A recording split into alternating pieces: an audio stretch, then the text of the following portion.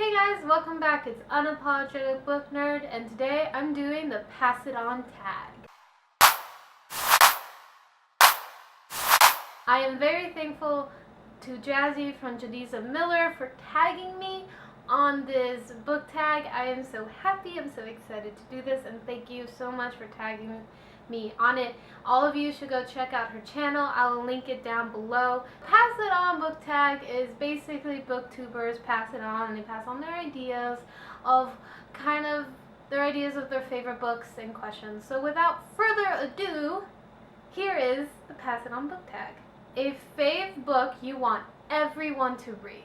Now this book I've had not only my friends convinced on it, but also my mother. And my mother hates fantasy.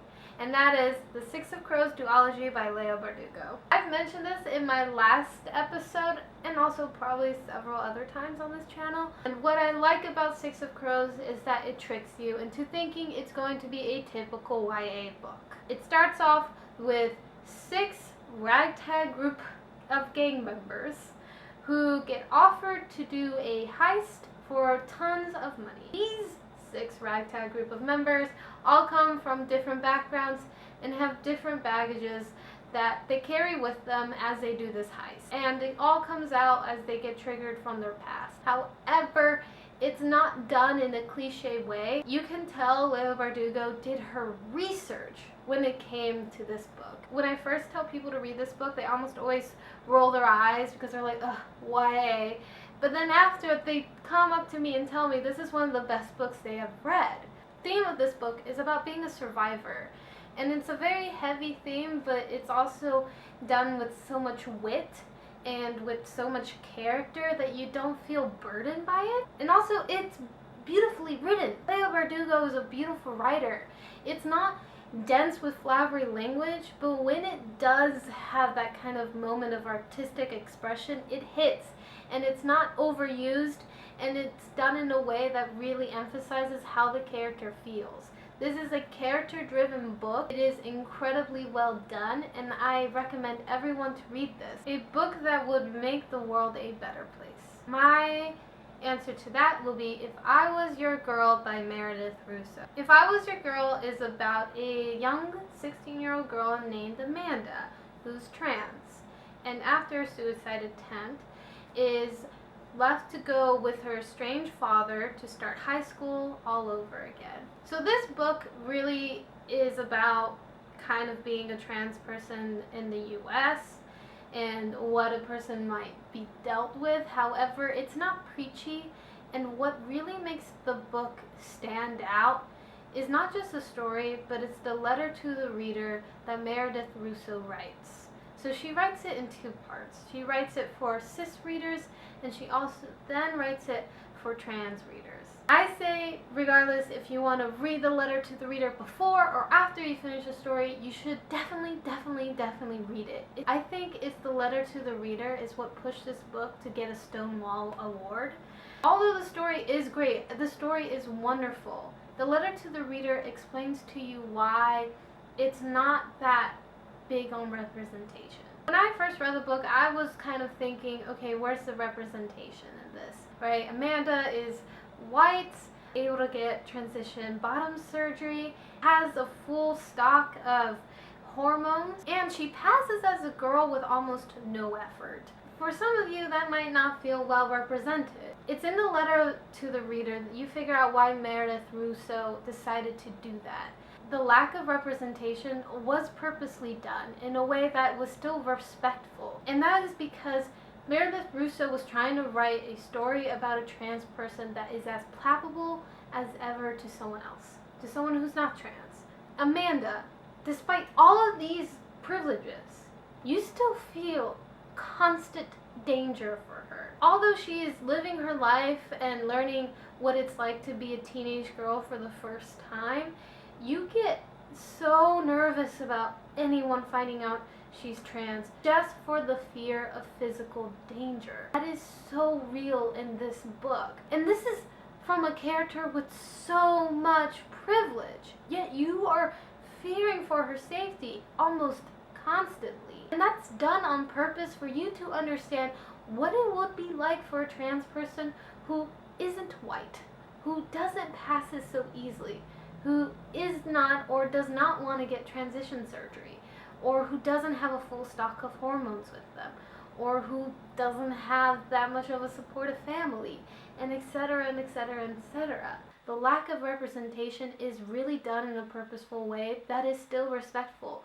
And I think it's extremely important that if you're going to read this book, you have to read the letter to the reader. I'm going to read a little bit of Meredith Russo's To the Reader letter. This is specific to trans readers, so I'm just going to read a little bit. To my trans readers, it's okay if you're different from Amanda. She isn't real, and you are. I spent the better part of 2 decades trying to convince myself that I wasn't something I knew myself to be because I didn't fit a very specific, very toxic model of what society says transgender people are. And trust me when I say that my life story is radically different from Amanda's. It's okay to be trans and also gay, lesbian, bisexual, asexual, or anything else. It's okay to be trans and not pass, and you can still be legitimately beautiful without passing. And it's okay to be trans and pass and go completely stealth. It's okay to be a trans man. It's okay to be genderqueer or to change identities more than once in your life, or to feel you have no gender at all. It's okay to be trans and never pursue any of the medical aspects of transitioning. And it's also okay to be trans and alter your body in whatever ways you want. There is no wrong way to express and embody your most authentic self. You are beautiful and you deserve to have your body and identity and agency respected. Oh, I remember listening to the letter to the reader, and it was Meredith Russo talking and tearing up just a little bit because it felt so full of compassion and so full of respect and very honest and very genuine. And that's why I really recommend this book for its genuinity and its honesty. And with Trump basically telling that trans people are not allowed in the military, where there's currently 15,000 active service members out as trans, is absolutely despicable, and even more reason why we should read a book like If I Was Your Girl by Meredith Russo. A book that you would recommend to new readers. Oh, I love these questions.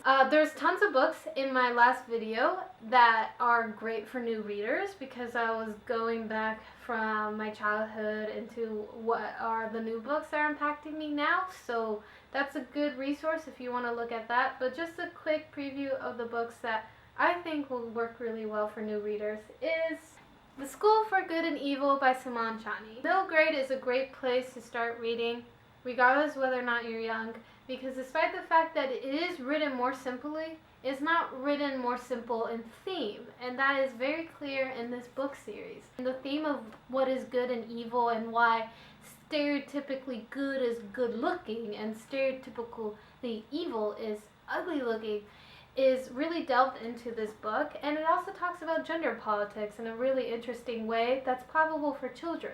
And I think that's a great way to start talking about certain issues, and it's also fun. It's just a really fun book, and for any new reader, this is a great place to start. I cannot do this question without mentioning the Percy Jackson series, because Percy Jackson is what got me reading. And one of the reasons why it got me reading is because there was a character with ADHD and dyslexia. And as someone with ADHD and always had difficulties with the English language, I was really excited when I met a character like Percy. That's because Rick Riordan always tries to have a very well-represented books about children and teens. He has tons of books, and every book becomes more and more well-represented. However, I understand if you don't want to start from the beginning to go to a book that might have representation that you're looking for. So what I recommend is the Magnus Chase series. So the Magnus Chase series is a kind of spin-off off of the Percy Jackson series, but you don't need to read the Percy Jackson series, although I still recommend you do, not only because it's fun, but because you get a lot of fun Easter eggs in this. And the reason why I Magnus Chase is that not only is it clever and has full of wit like all the other Percy Jackson books, it has a representation that I really like. It has a Muslim character, it has a deaf character, and it has a trans character, and I'm listing these out like they're little tokens, but they're not treated that way. I promise they're treated, again, like I mentioned, with such genuine interest. They're not just tokens because the characters talk about what they feel, and they become way more interesting than what their identities that are plastered on them. So I extremely recommend you read this series if you're a new reader. Another good series is The House of the Scorpion by Nancy Farmer. This is a really fun sci-fi book that takes place in Mexico, and it's not something that I usually see, and I really enjoyed it. I didn't really get much into the second book, Lord of Opium, but I did enjoy Nancy Farmer. I think it's a really fun sci-fi read for any new reader. I cannot do this without mentioning the Galley Girl series by Allie Carter. Please, please, please read it if you're a young girl. You will love it. It's a fun series. It doesn't have that catty drama that you usually see for young books for girls. Fun, like The School for Girls of Spies is literally the equivalent of The Only Woman Island in Wonder Woman. I remember reading it and being like, oh, I want to go to this school so bad. And it's just a lot of fun. Another thing for new readers I want to mention isn't another book, but other ways that you can read books that if you have difficulties reading might be more easy. The thing about reading that everyone talks about, why it's so important, is that you get to gain a sense of empathy and develop an open mind and really delve yourself into all these worlds and become a different person. And as important as that is and how helpful reading does that, there are multiple ways to do that. The thing about reading is that it's not reading that makes you a better person with a greater sense of empathy. It's consuming stories in whatever shape or form. And one of the best ways to consume stories is by listening to them. Yeah, listening to them. I'm talking about audiobooks. And if you think about it, it's not that bad of an idea because we've been listening to stories far longer than we've been reading them. And as long as you're consuming stories of people who are different from you and from different aspects of life and different perspectives, or even perspectives that you relate to, you are gaining a sense of empathy and you're developing an open mind, which is extremely, extremely important. I will listen to audiobooks as I'm doing something else, like washing my dishes or developing photos in the photo lab or driving. Honestly, those are great ways. If you need that extra distraction to do something, audiobooks is a great way to start. Also, if you want to get audiobooks for free, use the Overdrive app. I know I mentioned how I was going to get like cheaper free books in my last video, and this is my favorite way to do it, the Overdrive app. The Overdrive app allows you to connect to any and all libraries in the United States in their digital reserves. That means any ebooks, online books, and audiobooks. You can have it on your phone, or you can have it on your laptop or your Kindle. You could just download them. There is a wait list and you do have to put it on hold sometimes, but for the most part it's pretty easy to use and you get the books that you want. I really like doing this because I save money, and if you're someone who's interested in doing Audible but don't have the money to do Audible, Overdrive is a good way to find out whether or not audiobooks are for you. And there's no problem. We need to support libraries more, and the best way to do that is the Overdrive app. You don't have to go to the library. You don't have to worry about having overdue books because you literally can return it on your phone. Like, it's so much easier when you do it this way. And it's free. Did I mention it's free? It's free. It is free. Also, I have like 3 different library cards in 3 different cities on Overdrive app. So depending on the library, you don't necessarily have to live in the area to get the library card.